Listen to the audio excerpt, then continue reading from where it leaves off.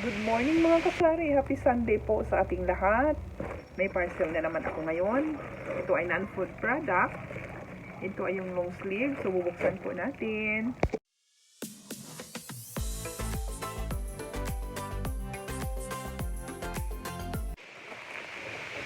Ito po yung laman. Long sleeve po ito. Yung pang-construction na long sleeve. Mabili din po ito sa akin kasi maraming nagagawa ng mga kalsada dito. Kasalukuyang maraming nagtatrabaho. Ito ay kailangan nila dahil nga mainit. Mura lang naman ito. Once again, galing kay Madam Shopee. Madam Shopee ba? Ayan po. Kasi mas makamura ako pag i-order ko siya doon kaysa yung kukuha ako sa mga supplier dito. Ang bentahan ko ay 100 ang isa.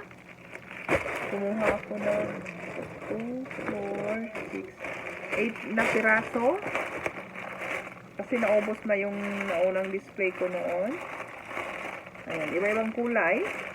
Pero free size ito. Maganda kasi ang tela nito. Maganda ang ano niya. Comfy siya isuot. Kaya maraming may gusto. Ang trabaho nila araw-araw. Ayan, ganyan po. Ngayon kung sa mga store ninyo ay may mga nagtatrabaho, mga construction worker o yung mga nagtatrabaho sa sakahan, sa palayan. Ito po. Di ba kadalasan dito kasi kadalasan ito gini-giveaway. Nilalagyan lang ng tatak. So, baka yun din yung gagawin kong giveaway by December. Yung ganito, tapos lagyan ko lang ng pangalan ng store ko. O di, mura lang. Ayan, tatakan lang. Good idea din yun, di ba mga kasari? Nagagamit nila para sa December. Kaysa yung wallet, common na masyado yung wallet eh. Ito pwede to. Tatakan mo lang ng pangalan ng store mo dyan. Maganda. Mapapakinabangan pa ng ating mga ang mga suki natin. Baga. Ayan po. So, ang namamalingki ngayon ay yung asawa ko. Mamaya, mag-update ako kung ano na palingki niya. Naglilista naman ako. Kasi hindi pwedeng umalis ako dito ngayon dahil may inaabangan akong delivery ng mantika. Sana maaga silang dumating kasi kung gabi na, i-update ko pa rin naman.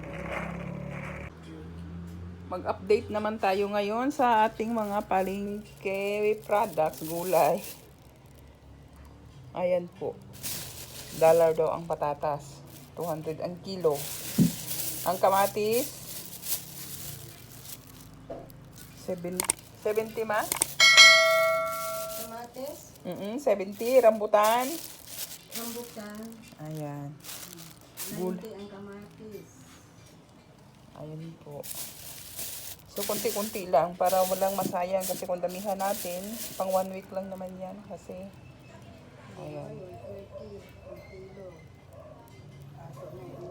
Ayan. Ang sayote.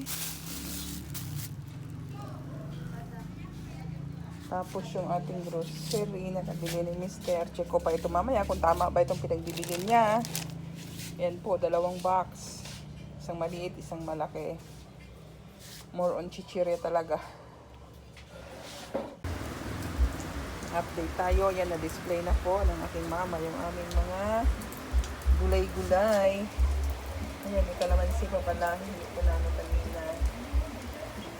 Ayan, na-display na.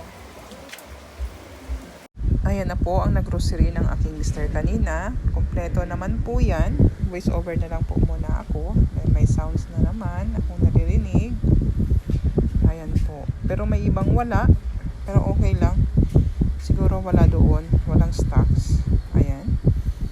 Yan po ay para sa aming sauce ng fishball kikiam. Tapos sa siomai naman yung dato puti. Ayan po. Kompleto naman. Iilan lang ang wala sa mga chichirya. Pero yung ibang items, kompleto sa chichirya lang ang may kulang. Ayan lang po. So kahit papaano, kaya na niyang mamiling mag-isa. Pero kailangan may listahan. As in, listahan kung ilang piraso at kung anong item talaga. Okay na yon para hindi lang mag-close din yung aming tindahan. Sayang din kasi ang benta kung isasara ko lang. Dahil hindi naman pwedeng ako lang. Dahil wala namang magdadrive. Kaya mas maganda siya na lang. Diba mga kasari?